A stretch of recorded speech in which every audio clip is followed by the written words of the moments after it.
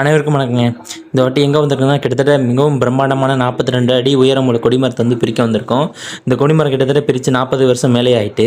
இந்த கொடிமரத்தின் அமைப்பு பார்த்திங்கன்னா மிகவும் பிரம்மாண்டமாக இருக்கும். இதோட விசிறி அமைப்பு பார்த்திங்கன்னா கிட்டத்தட்ட 7 அடி, அதாவது 7 அடி இருக்குன்னா அப்போ அதோட உயரம் எப்படி இருக்கும், எவ்வளோ பிரம்மாண்டமாக பண்ணியிருப்பான் பாருங்கள். ஆனால் அந்த காலத்திலேயே இது கவசம் வந்து ரொம்பவும் கனமாகவும் மொத்தமாகவும் அமைப்பு வந்து பயங்கரமாக பண்ணியிருக்காங்க. ஏன்னா ஒவ்வொரு பொருளுமே நாங்கள் தூக்கும்போது கிட்டத்தட்ட பயங்கர வெயிட்டாக இருந்துச்சு. சும்மா நம்ம இப்போ அமைக்கிற மாரி கிடையாது.